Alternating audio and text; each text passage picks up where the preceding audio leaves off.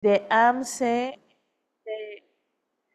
en este Congreso Internacional, en donde estamos planteando sobre si la participación política de las mujeres podría ser considerado algún parámetro para la integridad electoral, en este contexto de que es la integridad electoral precisamente un concepto que alude a esta brecha que no debería existir entre los requisitos formales para que las elecciones sean consideradas libres, justas y equitativas, y las prácticas que ocurren en la realidad dentro del sistema de elecciones en nuestro país, por lo que este principio de la paridad que se ha constitucionalizado nos parece habría que revisarse a detalle para asegurar que estas medidas en lo formal garanticen también elecciones libres, justas, equitativas, pero considerando la perspectiva de género. En este sentido, esta sesión va a ser planteada a través de las ponencias de la consejera electoral del Estado de Sinaloa, la maestra Gloria Isela García Cuadras, de la consejera electoral del Estado de Puebla, la maestra Susana Rivas Vera, de la consejera electoral del Estado de Chiapas, la maestra Sofía Martínez de Castro León, y su servidora Graciela Díaz Vázquez, consejera electoral del Estado de San Luis Potosí. No voy a extenderme demasiado en el preámbulo para ir directamente a escuchar las experiencias de cada una de ellas. Arrancaremos con la maestra Gloria Isela García Cuadras, que nos compartirá un recorrido más bien histórico desde una perspectiva nacional de lo que ha implicado la presencia y la participación política de las mujeres en México. Maestra Gloria Isela, te escuchamos. Adelante, por favor. ¿Cuántos minutos tenemos? 8.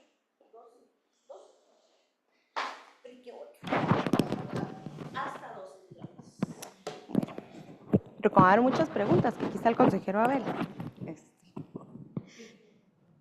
Muy buenos días. Pues no se puede dejar de agradecer a la Sociedad Mexicana de Estudios Electorales por celebrar en cada oportunidad un congreso donde se reúnan pues estudiosos de los sistemas electorales de Latinoamérica y de gran parte del mundo.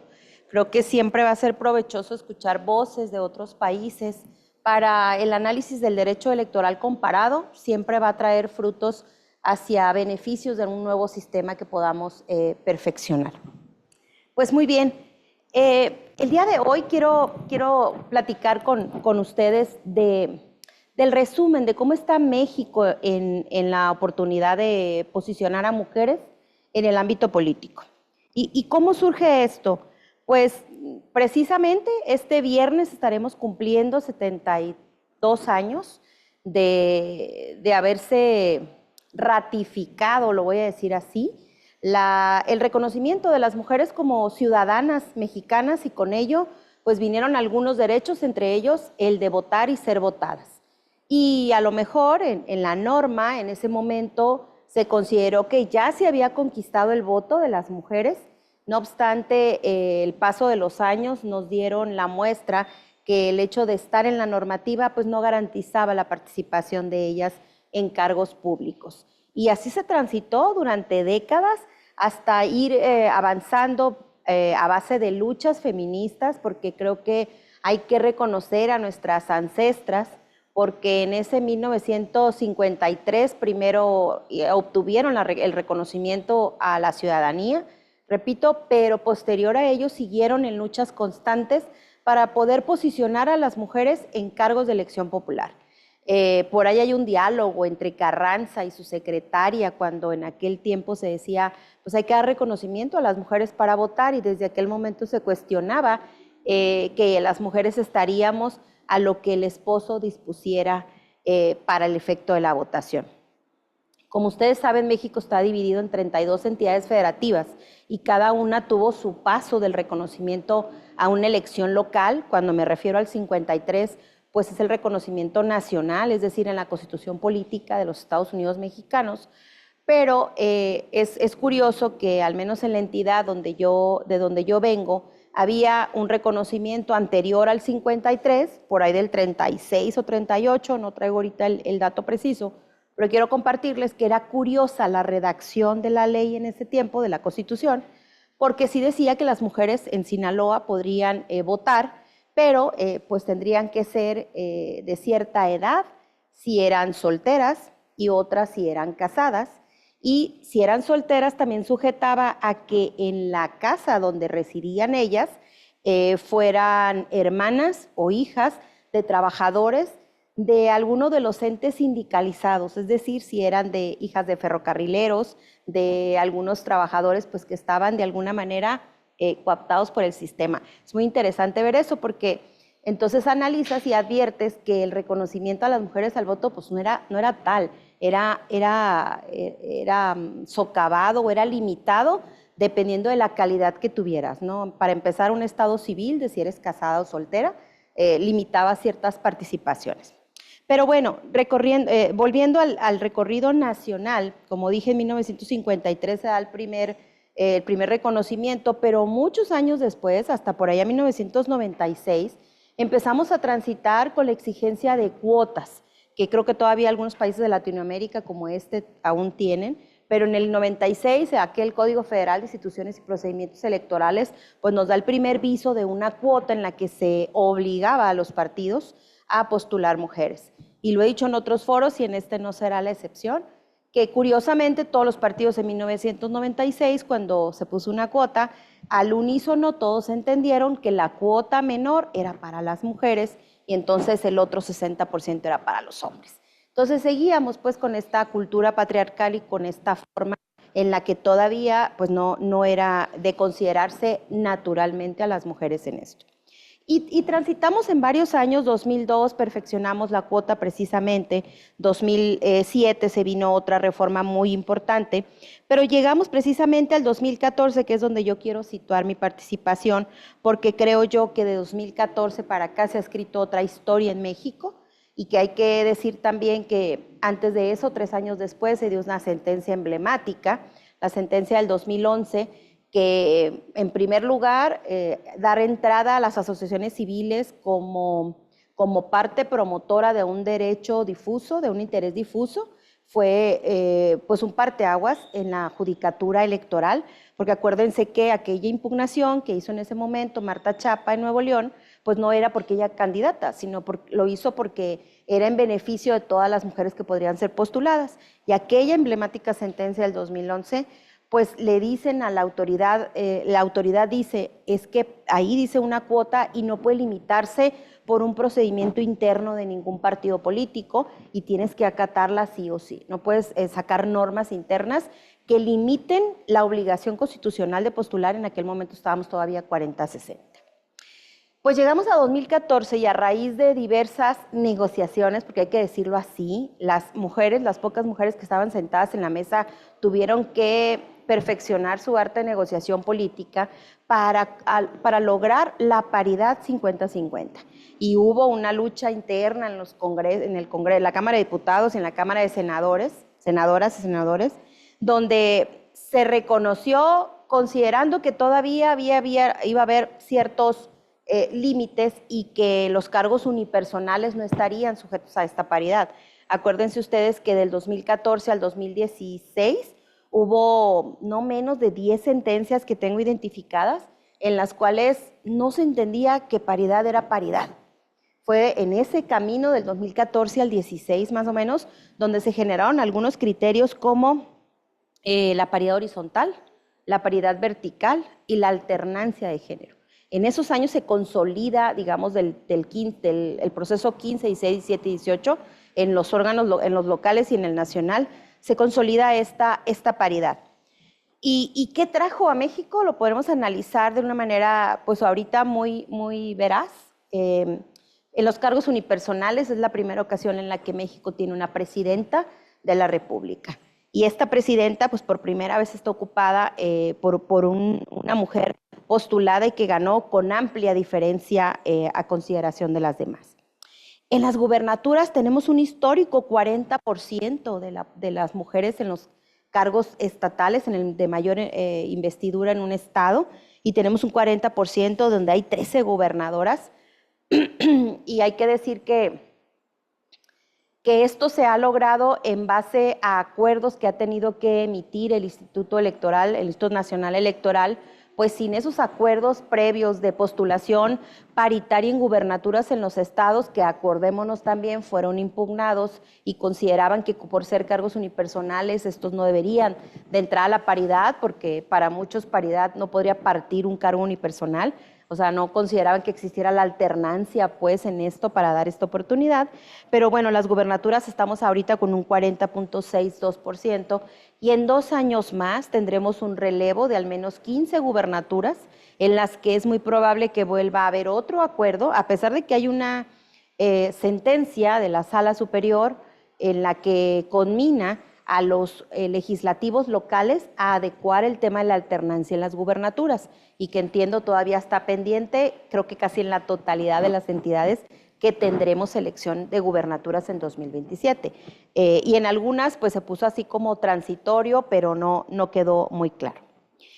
Estos avances en los órganos colegiados ha sido más visible, pues si bien tenemos una presidenta de la República, también es cierto que la evaluación que se tiene en las curules del Congreso de la Unión, en diputaciones y en senadurías, tiene números alegres, tiene un 50% y un 52% en las cámaras, pero creo que todavía, a pesar de que ahorita recientemente ya se tiene una presidenta de la Cámara de Diputados, que también creo que hay, pues es una mujer de oposición la que está liderando la Cámara de Diputados, pues la verdad es que es algo significativo en el sistema político mexicano, es algo, es diálogo, es transitar con la inclusión y con la oportunidad de participación de todas las voces políticas. Y en las senadurías, pues también tenemos una mujer a cargo de la Cámara de Senadores y Senadoras, y creo que esto también le da a México la oportunidad de pues posicionarse como un lugar donde las mujeres están avanzando en el sistema político. No omito recalcar, que sé que ustedes lo saben perfectamente, que también el Tribunal Electoral del Poder Judicial de la Federación, el órgano máximo de la Judicatura Federal, está presidido por una magistrada mujer y el Instituto Nacional Electoral por primera vez está posicionado por una mujer. Digo por primera vez porque si bien cuando nace el instituto, el antes IFE, nace y lo ocupa transitoriamente la consejera Marván. Lo cierto es que en esta ocasión un órgano autónomo es designada por los 7 años a una mujer y del norte de México para mayor ubicación. Bien, ahora bien, lo que quisiera presentar es que estas reformas o estos avances en el tema de las mujeres políticas en México, pues es gracias a múltiples medidas implementadas en muchas de las ocasiones desde el ámbito local y que luego fueron adoptadas o acuñadas en la federación. Algunas otras indicadas desde la judicatura, pues han sido algunas sentencias de tribunales los que han marcado una vinculación a los órganos electorales locales, pero yo creo que como resumen podremos válidamente decir que la unión entre las autoridades administrativas y las jurisdiccionales en México han dejado una huella que han retomado las legisladoras y legisladores y las han hecho reglamentación. ¿Como cuáles? Creo que en los primeros, después de avanzar con la paridad horizontal y vertical, creo que las demás entidades avanzamos hacia bloques de competitividad. En todos los estados tenemos un análisis de municipios y de distritos, advirtiendo cómo es la participación política de cada partido político para advertir e imposibilitar que a mujeres se les postule en los distritos o en los municipios donde no tienen oportunidad de ganar. Y algunos estados hemos avanzado incluso con un análisis un poco más profundo, con otros elementos en entes municipales. El caso reciente en Sinaloa, en el estado donde yo radico, y soy consejera, avanzamos el proceso 2023 con un análisis de oportunidad paritaria en municipios. Analizamos la densidad poblacional, el ingreso per cápita, si había tenido o no mujeres en las presidencias municipales, el porcentaje de votación y también el listado nominal que se tiene allí. Y sacamos un factor para poder determinar en qué municipios era necesaria una acción que incidiera en la postulación de mujeres, lográndose que en los 4 municipios de mayor densidad poblacional y económica en Sinaloa se obligara a la postulación de al menos 2 de ellas, mismas que en las fórmulas de algunos partidos fueron triunfadoras, y hoy esos 2 municipios, Mazatlán por primera vez es gobernado por una mujer, después de todo el tiempo que ha sido en esta postulación. Otro elemento que tenemos, pues sin duda, es la alternancia de género en las listas que presentamos, ya sea para las planillas de mayoría, así como las listas de RP. Y sin duda, el que algunas entidades lo tengan como acción afirmativa y otros tantos lo tenemos en ley, el encabezamiento de la lista de RP por mujeres. Esto nos ha dado, sin duda, una posibilidad en la que las mujeres, sí o sí, de cada partido, al menos una de cada partido que tenga derecho al acceso a una diputación, llegue. Estos nuevos elementos, y sé que dentro de ellos hay diferencias sustanciales en las 32 entidades federativas, pero sin duda la implementación de acciones afirmativas con perspectiva de género también han generado el posicionamiento de mujeres de diferentes ámbitos. Es decir, se ha acuñado la perspectiva de género o la obligatoriedad del principio de paridad en cada una de las acciones afirmativas. En los estados, en el INE, a nivel nacional, se ha buscado compaginar que al hacer una acción afirmativa, esta no sea decisoria para desdibujar la paridad. Todas las acciones afirmativas estarán alineadas al sistema de paridad, por lo que si bien puede haber mujeres de los grupos de acción afirmativas, lo cierto es que estas pues también lograrán su participación y visibilización. Hay un tema que no estamos en una posibilidad de analizar porque no todos los estados tuvimos una elección judicial. Sin embargo, en este proceso que vivimos en 2024, también nos dejó ver áreas de oportunidad en cuanto a la postulación y ocupación del cargo de mujeres o de personas juzgadoras, en la reciente elección de personas juzgadoras. Creo que ahí todavía tendríamos mucho que analizar en el tema de, primero, la posibilidad de algunas modificaciones en cuanto al sistema diseñado recientemente, pero para una paridad garantizada en la ocupación de los cargos.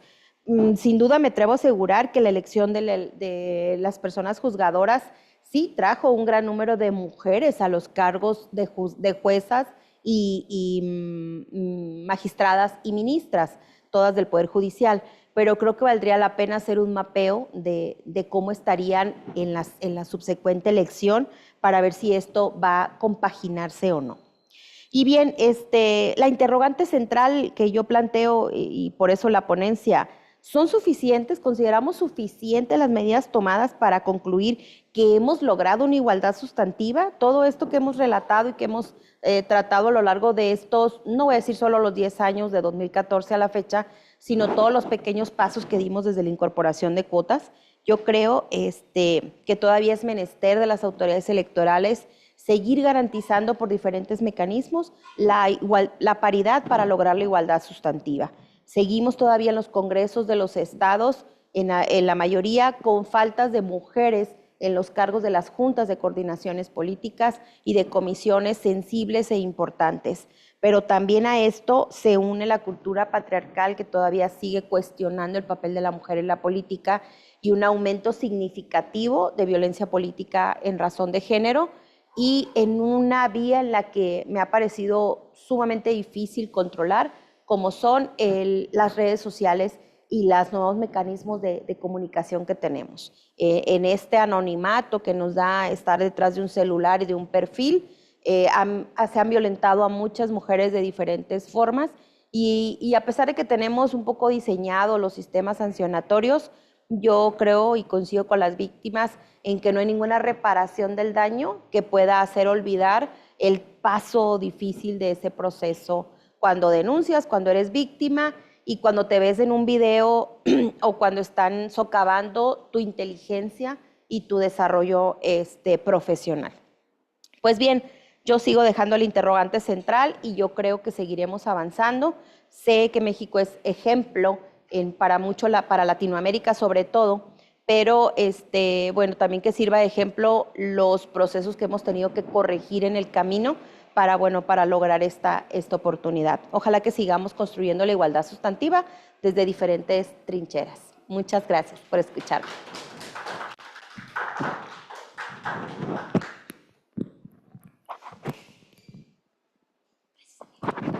Gracias, querida Isela. Escuchamos entonces a la maestra Susana Rivas. Adelante, por favor.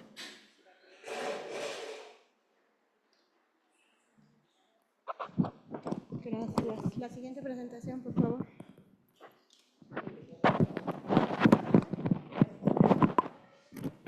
Sí. Bueno.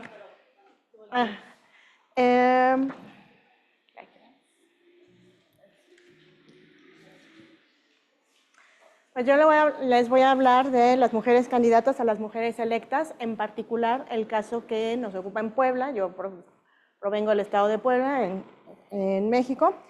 Y bueno, en temas generales que tenemos por paridad de género, pues ya sabemos que se refiere a la igualdad de representación de hombres y mujeres en todos los ámbitos, que busca garantizar que ambos géneros traigan las mismas oportunidades y derechos y una presencia equitativa en la toma de decisiones. ¿Cuál es la mejor forma de garantizarlo? Es el reconocimiento expreso en el marco normativo de los derechos y del modo de materializarlos. ¿Cómo ha evolucionado la paridad? La siguiente, por favor. Pues ya sabemos qué significa igualdad, que no es ni debe considerarse una medida de acción afirmativa de carácter temporal o una medida compensatoria. Es la creación de condiciones para promover una vida democrática paritaria sin brechas de género, que ha encontrado muchos obstáculos, ya lo sabemos, ya lo comentaba la ponente anterior. Y pues a lo largo de la historia se ha requerido implementar acciones específicas que nos ayuden a ir modificando esto. En materia electoral, para poder alcanzar esta paridad, se han creado diferentes cuotas de género, de acuerdo con el Instituto Nacional Electoral, que son un concepto fundamental, pero que ahorita vamos a ver, de pronto, aunque hayamos ido evolucionando, todavía no son suficientes. Y bueno, ha quedado plasmado en una serie de leyes y de... Aquí podemos ver un poco cómo ha cambiado, digamos, cómo ha ido evolucionando desde 1917, después de la promulgación en la Constitución que expidió una ley de relaciones familiares en la que los hombres y mujeres tenían el derecho a considerarse iguales en el seno del hogar, ¿no? Es la primera vez que se habla de las mujeres en este ámbito. En 1946, un gran salto, vemos que la iniciativa de reforma del artículo 115 Constitucional Federal se proponía que la mujer se le reconociera y aceptara el voto libre en las elecciones municipales. En 1947, a partir de estas reformas, se otorga el derecho a las mujeres a votar y ser votadas en los procesos electorales municipales solamente, y es hasta 1953 que justamente, ¿qué día es hoy? 17, estamos cumpliendo el aniversario, porque fue cuando por primera vez las mujeres pudieron votar, ¿no? Y en 1996, en la reforma al artículo transitorio 22, en los partidos políticos incluyeron que en sus estatutos reglas para que las candidaturas a diputados y senadores no excedieran un 70% de un solo género, es decir, ya estamos integrando a las mujeres con un 30%. En el 2002 se establece un tope del 70% para candidatas en un mismo género, tanto para las diputaciones como las senadurías.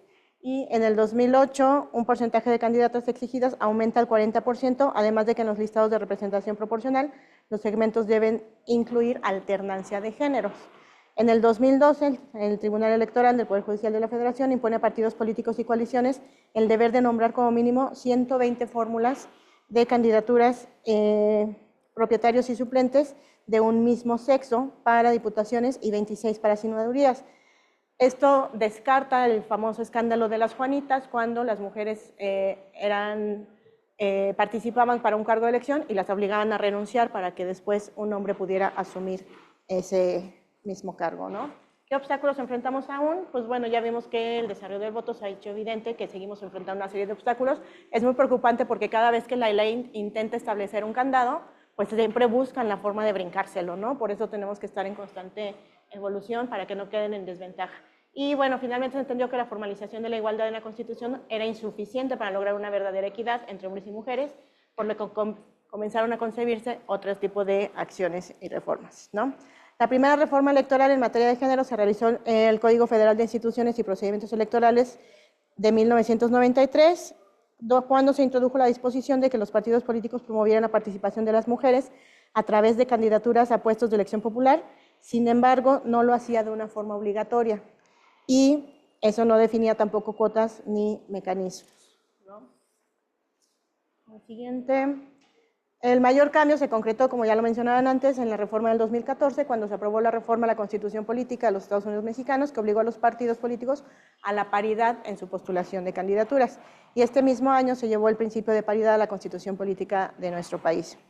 El 6 de junio de 2019, hubo una reforma para fortalecer la paridad con la entrada en vigor de la llamada paridad en todo, ¿no? Que implica que los cargos de decisiones públicas de todos los niveles y órdenes de gobierno tuvieran este tipo de acceso también para las mujeres.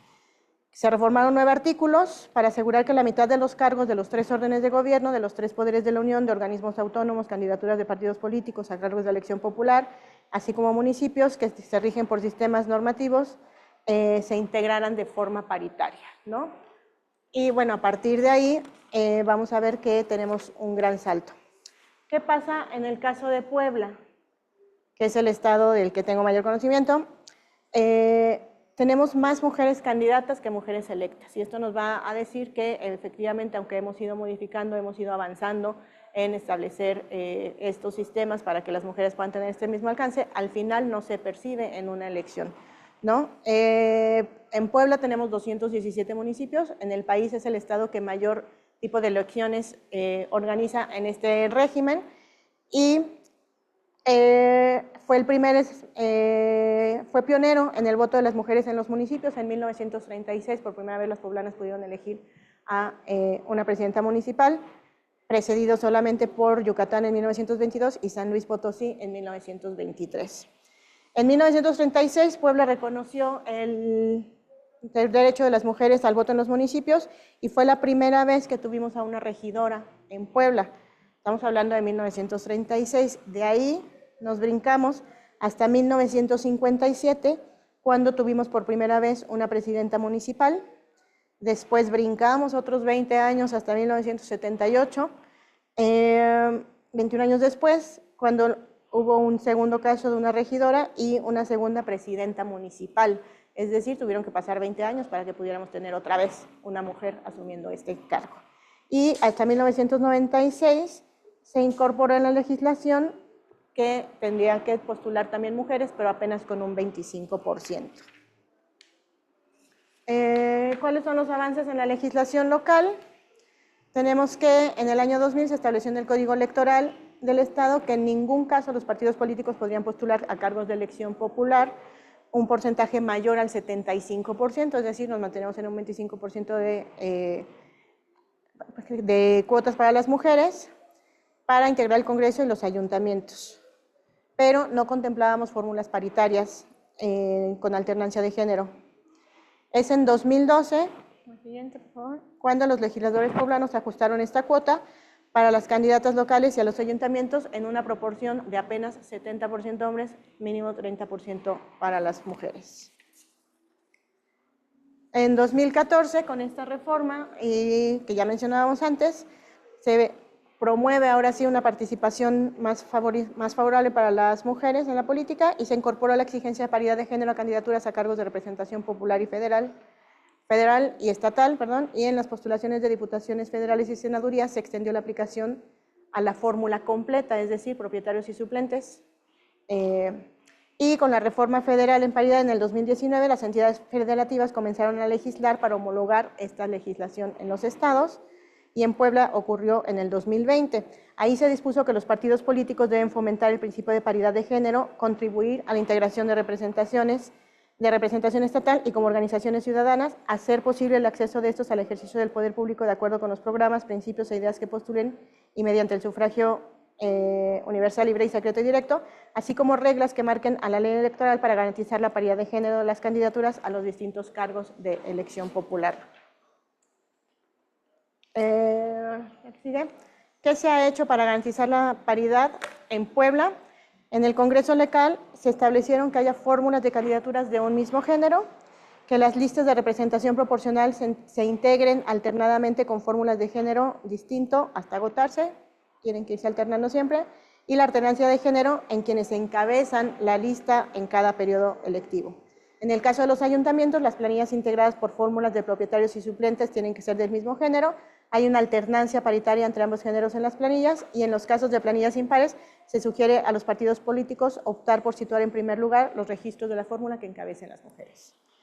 Para todas las candidaturas se establece, el siguiente, por favor, que la integración de bloques de competencia electoral de manera de las postulaciones se distribuyan paritariamente en segmentos de alta, media y baja competitividad. Acuérdense que cuando los partidos políticos se vieron obligados a postular mujeres, pues las postulaban en aquellos municipios, en aquellos cargos que sabían que nunca iban a ganar, ¿no? Entonces se traducía en que de todos modos las mujeres no llegaban al poder. Y el principio de paridad de género es obligatorio en las candidaturas a los partidos en lo individual y de manera conjunta cuando van en coaliciones o en candidaturas comunes. También la disposición general de que la paridad horizontal en las candidaturas se salvaguarde la paridad entre los géneros de la totalidad de solicitudes del registro. Es decir, en el caso de Puebla, que tenemos 217 municipios, cuando van en conjunto los partidos políticos, pues tenemos que ver que toda la paridad cuadre, ¿no? Que cuadre con el número de candidatos que postula cada uno de los partidos, digamos, que cuadre. Tenemos un bonito caso que analizar porque tenemos muchos municipios y de pronto son muchos los partidos que van en conjunto, pero bueno, tenemos que cuidar que cumplan con todos los principios de paridad que están establecidos, ¿no? Y en el caso de incumplimiento, el Instituto Electoral del Estado de Puebla les rechaza el registro al número de candidaturas de un género que no garantice este principio de paridad. La que sigue, por favor. En el 2000, en Puebla se dio un impulso importante a la representación política de las mujeres en Puebla. Se alcanzó por primera vez la cuota de paridad del 50% en las candidaturas a presidencias municipales, con 917 candidatas mujeres y 916 candidatos hombres.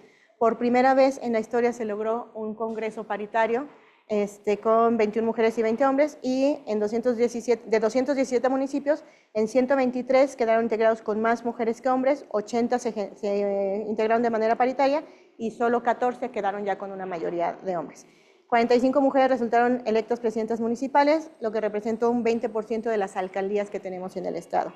Si vemos las estadísticas, del 2001 solo 5% de las candidaturas a presidencias municipales eran para mujeres. Desde el 2021 y 2024 ya es prácticamente el 50%. Sigue, por favor. ¿Cómo va la participación política de las mujeres en Puebla? Si vemos ahí, desde el 2001 tenemos solamente cuatro mujeres presidentas municipales y 8 en el Congreso. En el 2004, 4 mujeres presidentas municipales. En el 2007, 11 presidentas municipales. En el 2010, 10 mujeres presidentas municipales y 7 en el Congreso. En el 2013,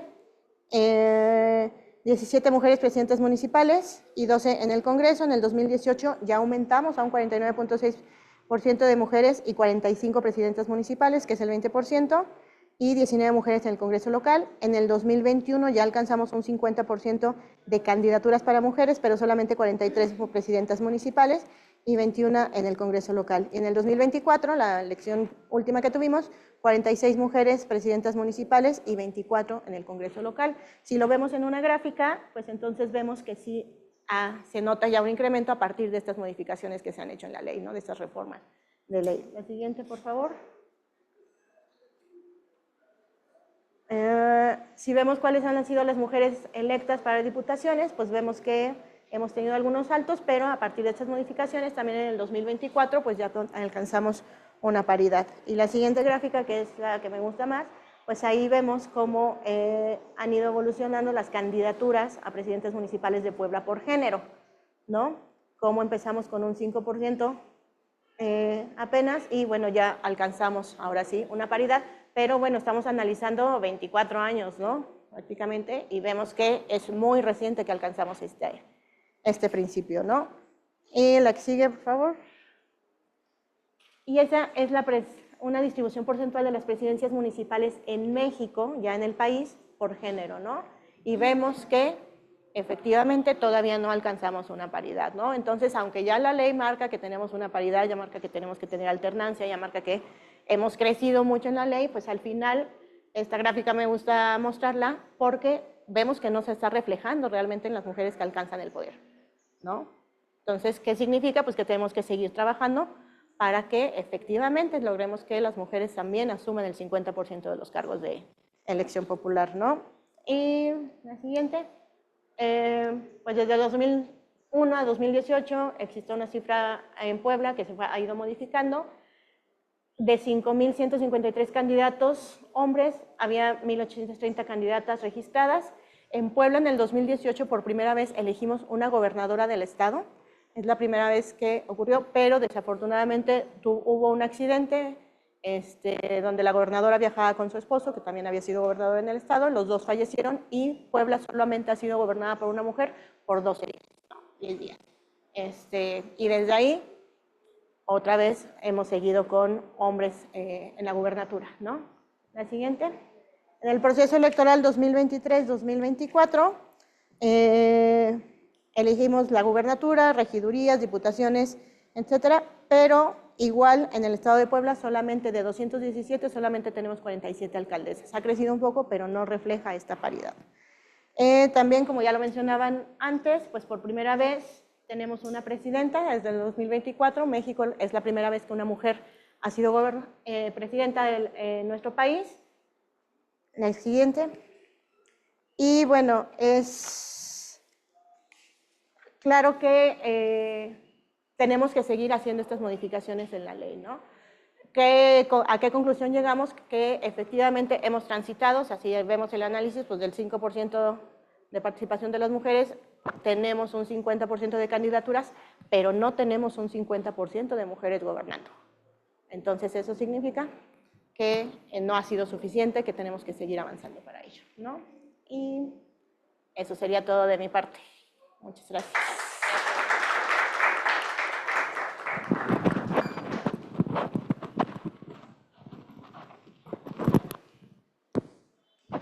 Muchísimas gracias, querida Susi. Y para escuchar sobre la experiencia desde lo local de las mujeres en el sur de nuestro país, vamos a escuchar a continuación a la maestra Sofía Martínez de Castro León con la experiencia de la participación política de las mujeres en el estado de Chiapas. Adelante, por favor.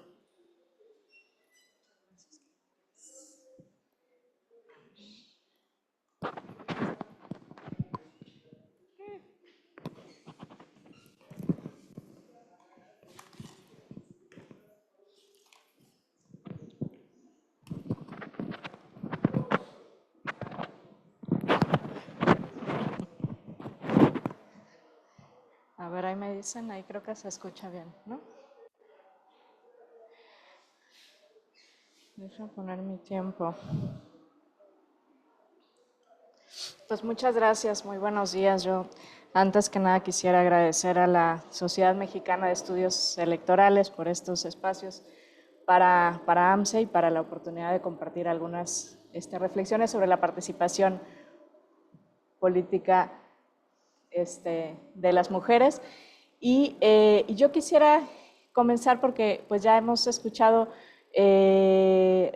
ponencias muy interesantes respecto de este recorrido histórico de la lucha de las mujeres por generar justamente estos espacios a los que se tiene derecho, pero que en la realidad no se tienen y no ocurre de manera natural, y pues ha tenido que ser motivo de distintas luchas a lo largo de la historia. Y en este panorama en el que además estamos, como ya decía Isela, por conmemorar el 72 aniversario del voto, pues es importante revisar en dónde nos encontramos.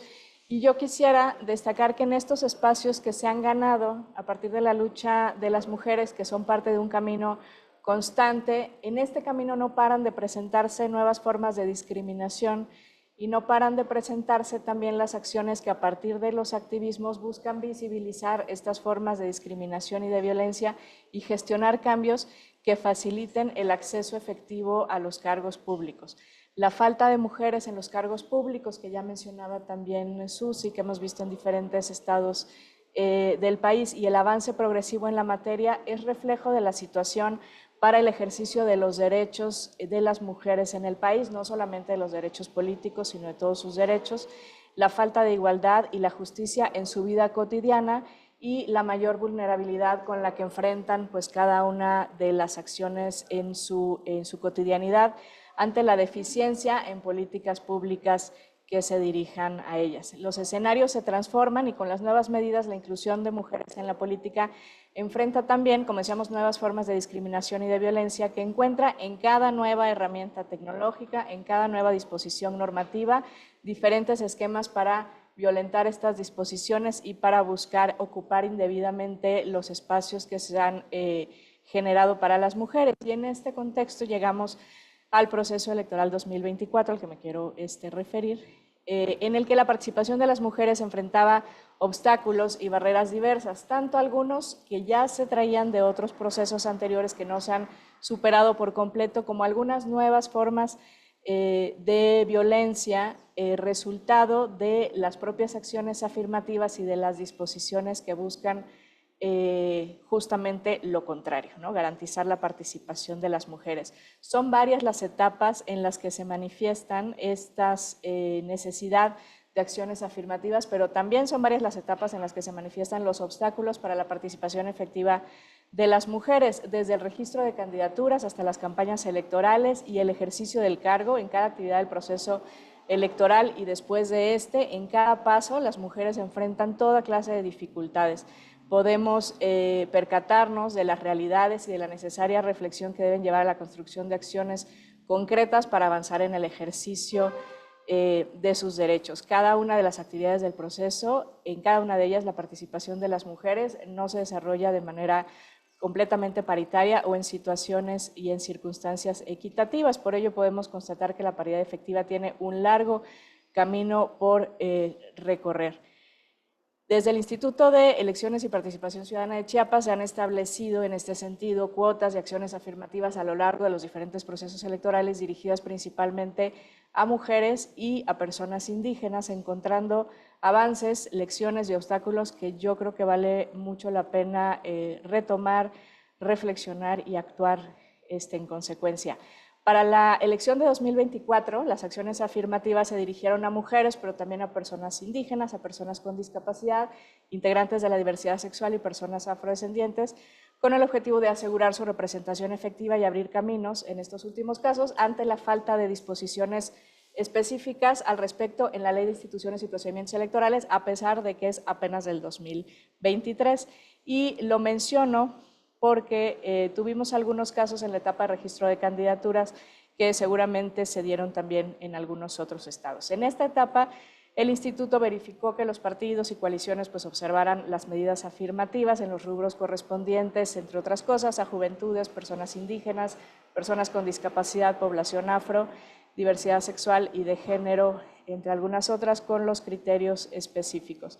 Sin embargo, se evidenció la dificultad que estas postulaciones correspondan a las personas que efectivamente forman parte de estas poblaciones y que no se vulneraran los derechos político-electorales de las mujeres, porque se tuvieron casos en los que al momento de hacer el registro de candidaturas, por ejemplo, una persona se registraba con cierta autoadscripción y posteriormente el partido político, al no cumplir con su cuota de género, pretendía que esa misma persona que era originalmente de la diversidad sexual, como cuota de la diversidad sexual, pero con el género masculino, ocupara un espacio que correspondía a una mujer, porque ahora se identificaba como mujer y querían ocupar ese espacio. De modo que se fueron pues, descubriendo estos casos que se pudieron frenar a tiempo y no vulnerar así los derechos de las mujeres. Sin embargo, se evidencia pues, una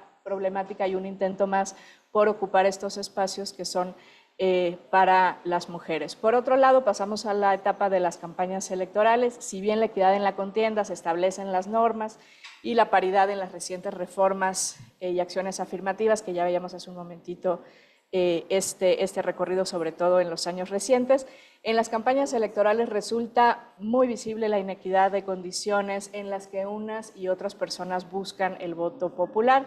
Las mujeres y las mujeres indígenas presentan una clara desventaja y son sujetas de prácticas que lesionan sus derechos. Y es complicado atajar estos escenarios ante una normalidad de la manera como se desarrollan las campañas. Entre estos puntos podemos mencionar el financiamiento de campañas, que continúa siendo desigual y continúan no teniendo pues el acceso a estos recursos para realizar las campañas. La cobertura en medios de comunicación que nos arroja un resultado muy particular. De los informes de monitoreo de medios que realiza el Instituto y que ha realizado en los recientes procesos electorales, la cobertura mediática otorgada a las mujeres es significativamente menor. Les voy a poner un ejemplo. En el proceso electoral de 2021, esto es un seguimiento de las notas periodísticas.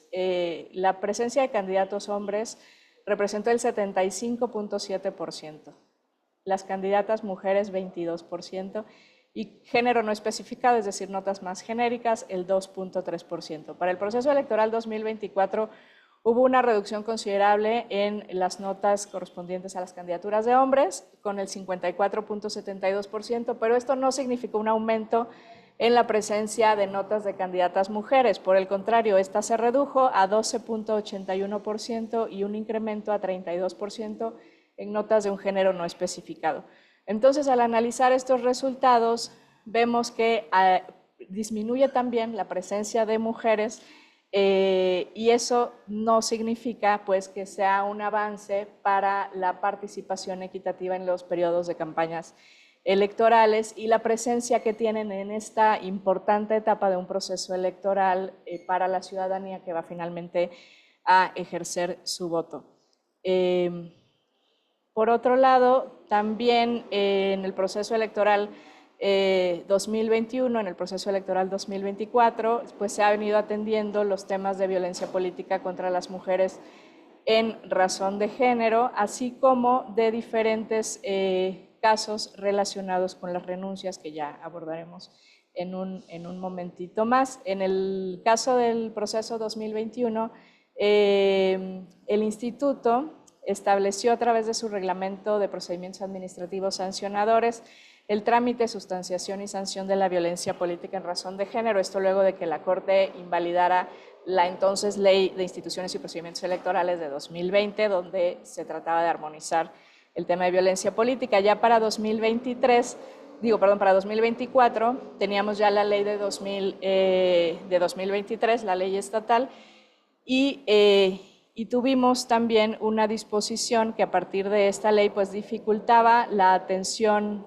más efectiva de los casos que no eran denunciados y que podían ser supuestos de violencia política en razón de género.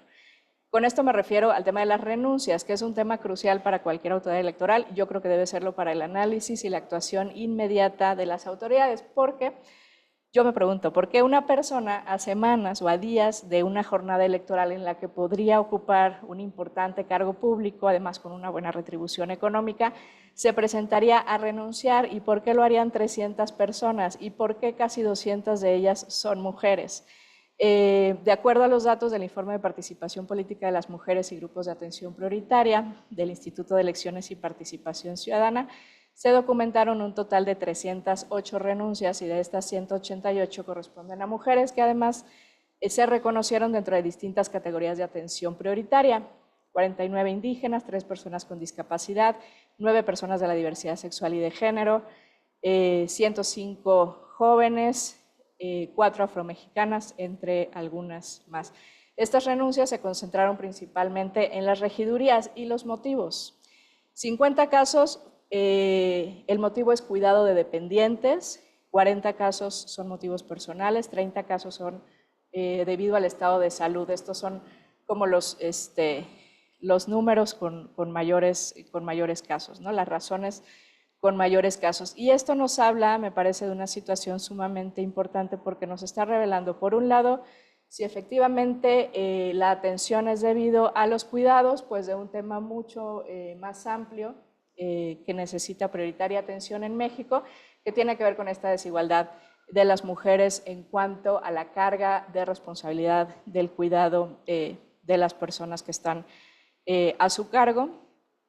Y por otro lado, pudiera estar también escondiendo situaciones de violencia que no se están refiriendo de manera literal como motivos de las renuncias precisamente para salvaguardar la seguridad de las personas que así lo hacen. Resulta pues poco lógico que 50 mujeres apelen al cuidado familiar motivo de la renuncia, además de que el hecho de que esto supone una carga tremendamente desigual de trabajo de cuidados para la mujer y restringe el ejercicio de sus derechos y afecta pues negativamente nuestra democracia y la participación política de las mujeres. A ello se suma, me parece, la reproducción de estereotipos y prejuicios que restringen su participación efectiva en la toma de decisiones, tanto en este periodo de candidaturas como posteriormente ya en el ejercicio del cargo, y con esto me refiero a otra etapa muy importante en la que se configura un escenario de desigualdad estructural que limita el ejercicio pleno de los derechos político-electorales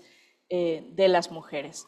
Hemos visto en el caso de Chiapas y en muchos otros estados este fenómeno denominado usurpación permitida que maneja la doctora Araceli Burguete y que no solamente representa una vulneración directa a los derechos políticos electorales de las mujeres, sino una forma de exclusión. Lo que hemos visto en el caso de Chiapas, un estado pluricultural con reconocimiento de normas internas en muchos de estos municipios, tiene que ver con acuerdos en los que se implementaron las figuras de regidurías o sindicaturas o incluso presidencias municipales por usos y costumbres, pero curiosamente solo se nombran en los casos en los que hay una mujer ocupando ese cargo en la elección constitucional. Entonces, esta figura alterna pues puede estar violentando claramente los derechos de la mujer, pero además realizando pues la usurpación de un cargo.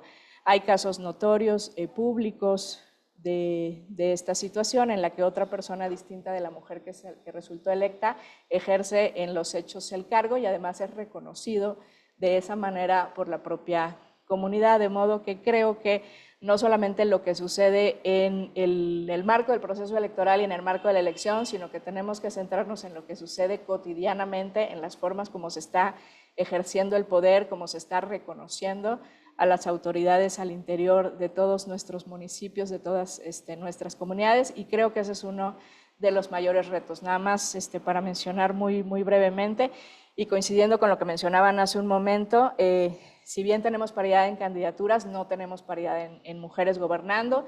En el caso de las presidencias municipales, pues es muy evidente. Pasamos de 33 presidencias en el 2018 a 22 presidencias en el 2024, y ello pues nos habla justamente de esta inequidad en las postulaciones, de esta inequidad en el desarrollo de las campañas.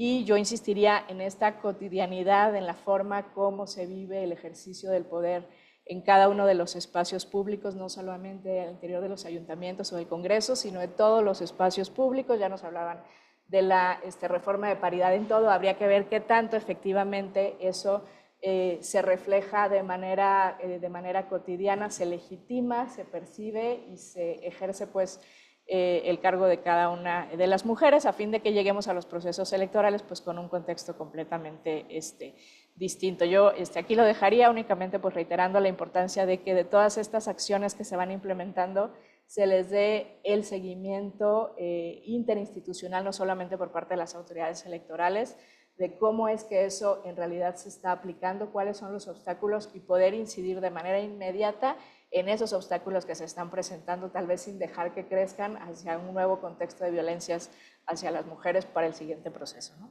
Muchas gracias.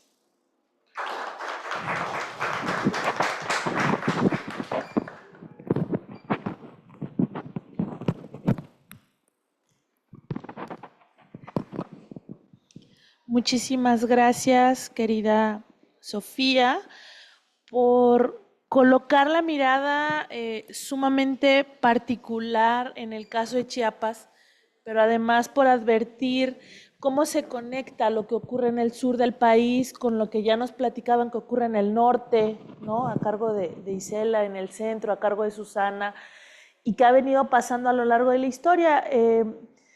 Ha sido azaroso, digamos, el orden de intervenciones de todas nosotras en este espacio. el día de hoy.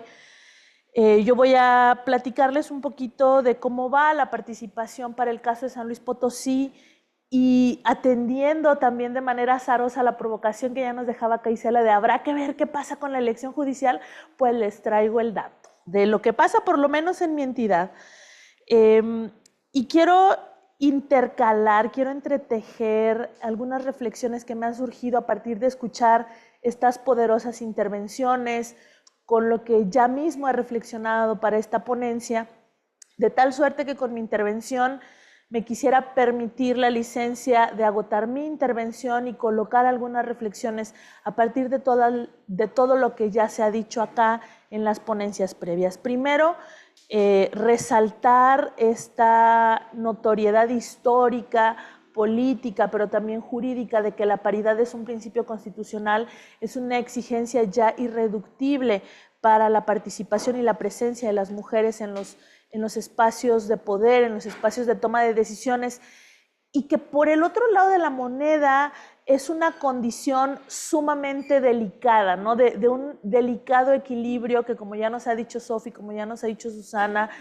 estamos a un suspiro de que esa paridad, por lo menos numérica, que ya quedamos claro que existe, se revierta con estos obstáculos, con estas limitaciones, con estas condiciones todavía socioculturales de nuestro país, incluso con estas reflexiones todavía más profundas que tienen que ver, por ejemplo, con las obligaciones estereotípicas de las mujeres, ¿no? Con la ausencia de un sistema integral de cuidados, con estos otros aspectos de la vida de las mujeres que no solo los políticos nos siguen exigiendo cargas todavía complejas que pueden impedir que la brecha de igualdad sustantiva de la que ya se ha hablado acá, pues no termine de cerrarse. Y decirles que, por ejemplo, toda esta exigencia que viene de las experiencias desde hace 72 años del reconocimiento del voto de las mujeres, desde hace 10 años, 11 años, con el sistema de elecciones tal como lo conocemos, con una rectoría, digamos, procedimental por parte del INE, pero con una vigilancia muy particular de los contextos locales por parte de los institutos electorales de las entidades, pues también ha permitido algunos avances que siguen en riesgo cada día, que siguen en riesgo con cada proceso electoral, pero con cada mujer que intenta llegar, ya no digamos que llega, que intenta llegar al ejercicio de los cargos si no los cuidamos. Y es que, como sabemos, este 2025 se vive por primera vez una elección judicial en algunas entidades del país y a nivel federal para pasar por el tamiz de lo electoral, la designación de las personas juzgadoras. Y pasar por el tamiz electoral con este contexto de la paridad en todo, al menos enunciada en la Constitución, pues se exige que la paridad también sea un rasero por el cual se determine la integración del Poder Judicial. En el caso de San Luis Potosí, de entrada hay que decir que con la modificación en la dinámica de cómo se realizan las elecciones, cuando la autoridad electoral local ya no tiene la autoridad de exigencia sobre las personas que postulan y las reglas de postulación, sino que esto recae en los poderes del Estado, esta reducción de la autoridad también disminuye el rango de acción para exigir la postulación en paridad, como sí se hace a los partidos políticos. Y entonces, para el ejemplo potosino, digamos, de una postulación total de candidaturas, de casi 200, de poco más de 200 candidaturas, de 201 candidaturas, tenemos que 116 candidaturas recayeron en hombres, mientras que 84 fueron en mujeres. Esta diferencia, aunque parezca numéricamente menor, en la lógica de las autoridades electorales en las elecciones de partidos políticos ya es inadmisible. Ya no es un universo que consideremos posible y, sin embargo, ocurrió en la elección judicial. Una primera reflexión es que, como lo que sí nos correspondía a la autoridad local era la designación o la integración, y ahí sí establecimos una paridad numérica exacta, pues bueno, como había menos candidatas, ellas tenían un índice de acceso mayor que los hombres, es decir, había menos mujeres perdedoras como consecuencia. y podría ser un efecto, digamos, positivo, pero no es el único efecto, aunque sí es el único positivo que yo alcanzo a advertir en este estudio. También decir que hemos hablado acá de las acciones afirmativas como medidas de discriminación positiva para compensar los déficits históricos de presencia, y las cuotas son el más claro ejemplo, pero no son el único ejemplo de acción afirmativa. Y es que también ya nos lo adelantaba Sofi, las acciones afirmativas tienen que estar para paliar los obstáculos en cada una de las etapas, desde la participación hasta la representación. Y, por ejemplo, otra vez en una lógica de participación de partidos políticos, de elecciones ordinarias, como las conocemos, las reglas están para que el financiamiento público equilibre las condiciones de participación de las mujeres, para que la presencia en medios, para que la forma de hacer campaña equilibre esas desventajas históricas, condiciones que no estuvieron presentes con las reglas en la elección judicial, ¿no? Y es que, por ejemplo, en el equivalente de las precampañas, ¿no?, que sería la solicitud de registro de las personas para la elección judicial, ya les decía que de entrada hubo menos mujeres candidatas, hubo menos mujeres solicitantes, y también en el caso de San Luis Potosí se bloquearon algunos cargos para que fueran de postulación exclusiva para mujeres. Y eso está bueno. En contraparte, los cargos que no eran exclusivos para mujeres eran cargos, digamos, abiertos para cualquier género. Sin embargo, ahí solo se registraron hombres, como si hubieran sido exclusivos para hombres. Y es que este concepto de la paridad como un estándar flexible en favor de las mujeres, ¿no?, este mandato de optimización flexible requiere un nivel de conocimiento y de precisión técnica que al día de hoy, y lo digo con mucho respeto, pero también con mucha responsabilidad, esta comprensión técnica con ese nivel de precisión solo la tienen las autoridades electorales, locales y federal. Es decir, cuando este tema de los registros recae en un ámbito distinto, pues sí se requiere un esfuerzo adicional para una comprensión conceptual precisa de que cuando hablamos de exclusivo mujeres, en contraparte no es exclusivo hombres, sino también la participación de hombres y mujeres en esos espacios.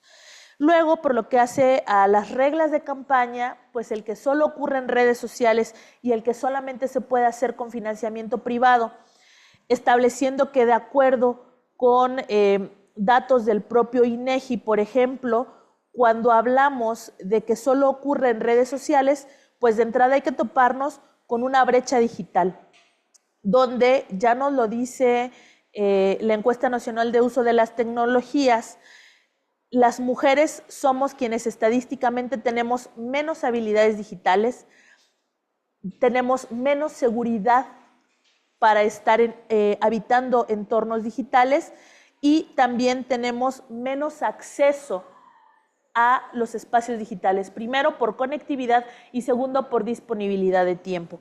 Y es que de acuerdo con la ONU, el 71% de las mujeres contra el 85% de los hombres han accedido por lo menos alguna vez a Internet. Y de entrada ese dato ya nos dice que tenemos menos presencia, tenemos menos seguridad y sabemos menos cómo hacer una campaña en redes sociales, y eso ya nos coloca en una franca desventaja. Ante reglas iguales, sin acción afirmativa que compense estas desigualdades materiales e históricas, estamos con menos posibilidades de hacer una campaña efectiva y segura en redes sociales. Por otro lado, por lo que hace al financiamiento público, también estamos en un contexto, en un país en el que INEGI nos dice que por cada peso que gana un hombre, una mujer gana 65 centavos por trabajo igual. Entonces, la brecha de desigualdad de los salarios entre hombres y mujeres, cuando se tiene que sostener una campaña política por los propios recursos, también nos deja en desventaja frente a los hombres. Y es cierto que las mujeres solo compitieron contra ellas por los cargos en la elección judicial y los hombres solo compitieron contra ellos. Sin embargo, estos datos ya nos dicen que la manera en la que las mujeres vivieron las campañas judiciales les representaron un mayor esfuerzo y una mayor complejidad a ellas que a ellos, aunque hubieran competido solo entre ellas. A esto se suma algo que también ya nos advertía Sofía a través de lo que se alcanza a asomar en la experiencia de la elección 2024 en Chiapas, y es que las mujeres sostenemos el 85% de las labores de cuidados.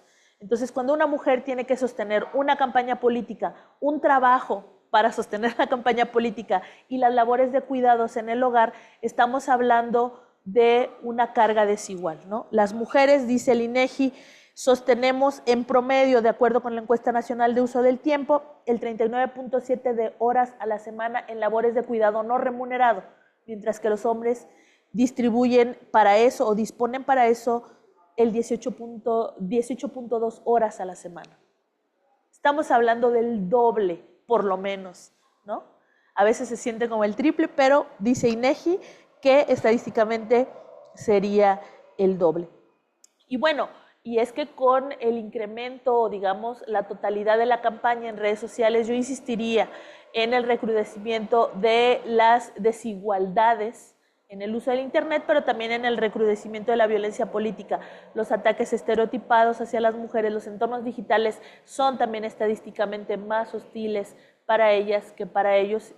Y aquí es donde me parece importante insistir en el llamado que se ha colocado ya en las ponencias anteriores a que la institucionalidad habría de vigilar o debería también de vigilar y de proponer acciones que reviertan esta diferencia en desventaja de las mujeres en las que participan en procesos electorales judiciales. Porque yo insistiría con lo que arranqué. La paridad sustantiva hoy es un principio constitucional que está plasmado ya en la normativa federal y locales, pero también hay que decir que es un principio de frágil materialización, ¿no?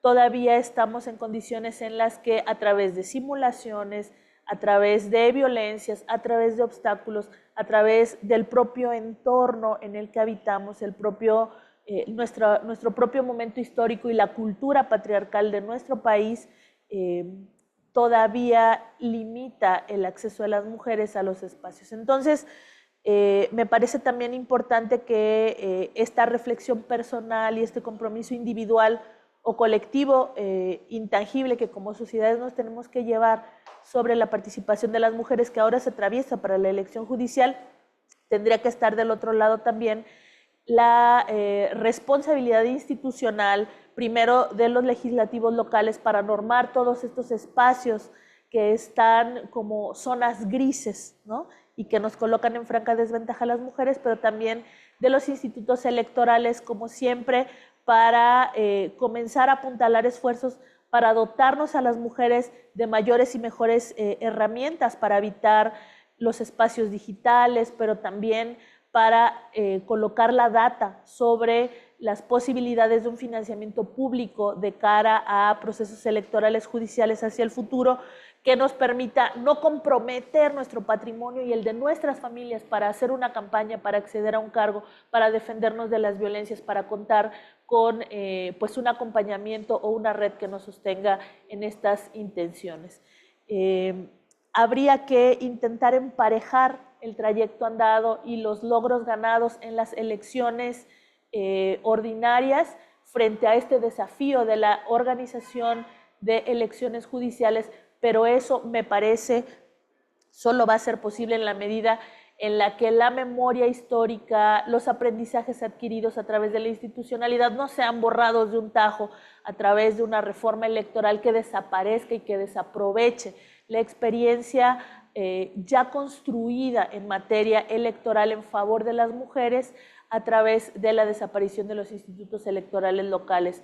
Eso me parece a mí un riesgo mayúsculo y sustantivo cuando se trata de la igualdad sustantiva para que las mujeres contiendan, accedan y ejerzan cargos en igualdad de condiciones, sabiendo que hoy todavía es necesario que se empareje un poco el piso para que esa carrera política de las mujeres se construya también pues en un terreno firme, ¿no? Con esto yo cerraría e insisto, les ruego una disculpa por haberme atrevido a entretejer conclusiones de las ponencias anteriores con mi propia presentación, pero esto es porque me gustaría que si hubiera dudas o comentarios adicionales por agregar a este espacio, pues se aproveche en ello. Muchísimas gracias a todas las ponentes, a las personas que están siguiendo este espacio de reflexión y diálogo. Por supuesto, muchísimas gracias a la Sociedad Mexicana de Estudios Electorales por estos espacios críticos, reflexivos y también construidos desde la experiencia empírica, pero sobre todo desde la data que se construye y que se enriquece a través de la mirada local de las instituciones electorales. Y como siempre, muchas gracias a todas las personas por su gentil escucha.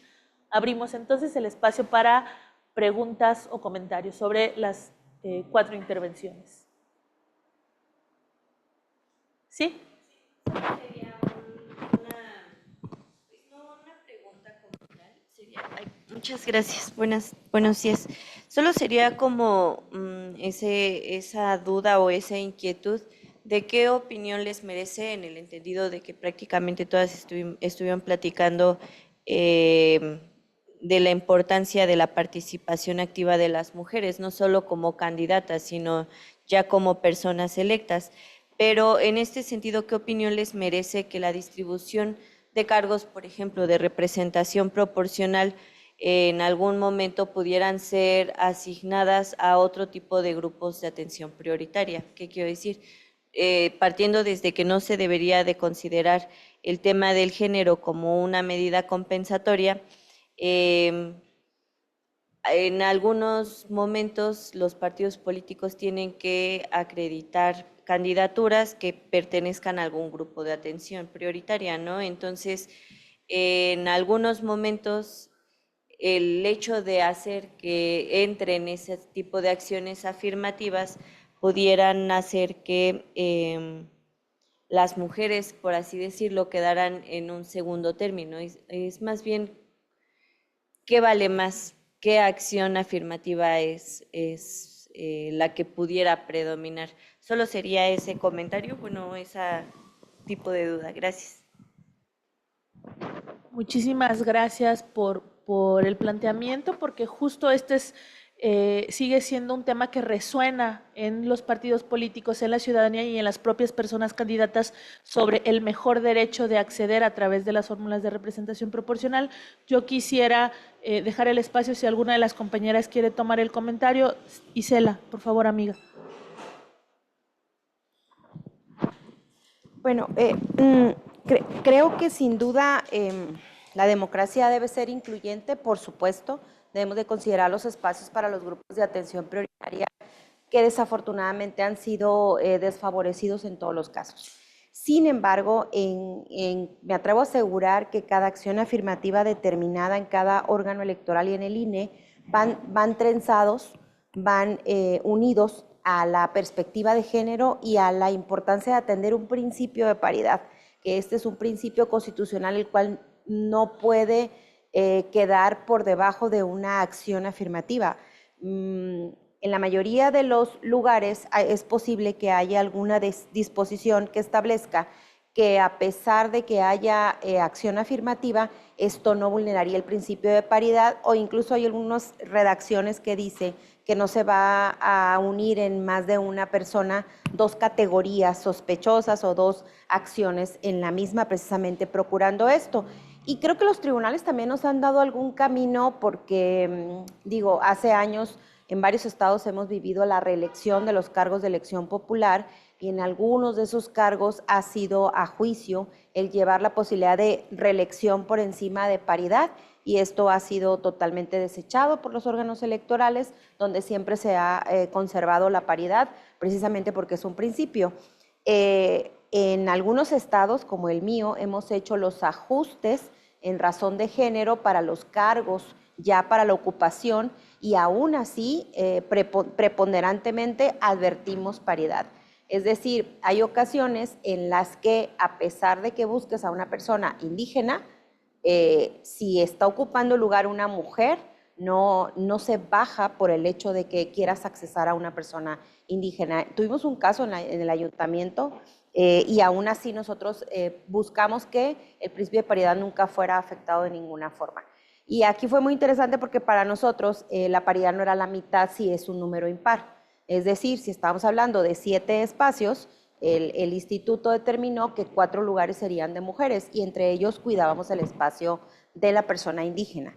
Pero se fue al tribunal y el tribunal dijo que lo más cercano a la paridad eran 3 y entonces nos bajó incluso a la persona indígena y conservamos 3 mujeres, 4 hombres y bajando esa acción. Entonces es interesante ver cómo se están moviendo las decisiones jurisdiccionales en virtud del diseño que hacemos administrativamente de cómo van a accesar a los cargos, pero yo creo que en todos casos la paridad siempre se privilegiará por el simple hecho de ser un principio constitucional que rige todos los procesos electorales. Esa sería la percepción.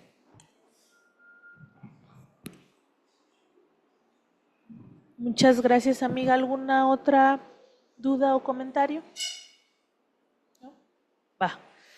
De no ser así, pues agradeciendo nuevamente la participación, la presencia y el esfuerzo adicional a todas, el esfuerzo que representa, además de la labor cotidiana de la consejería, estarnos haciendo estas preguntas y tratando de encontrar argumentos para sostener nuestras posturas, porque es muy fácil, ¿no? La falacia para desechar este tipo de impulsos que tienen que ver con la inclusión, que tienen que ver con la paridad, que tienen que ver con la disminución de la brecha histórica, pero en cambio sí requiere un gran esfuerzo y tenemos que estar buscando data, construyendo indicadores, haciendo recopilación, ¿no? Construyendo ponencias y presentándolas en espacios relevantes como este, pues para que cobre vida el argumento y lo podamos posteriormente discutir en nuestros consejos generales, haciendo votos para que eventualmente se conviertan en ley, así como la paridad en su momento, ¿no? Entonces, con eso, pues muchísimas gracias a todas las personas por su participación, por su asistencia. Sigan asistiendo a los demás espacios que nos propone este Congreso Internacional. Que tengan un excelente resto de la jornada. Muchísimas gracias por el apoyo técnico.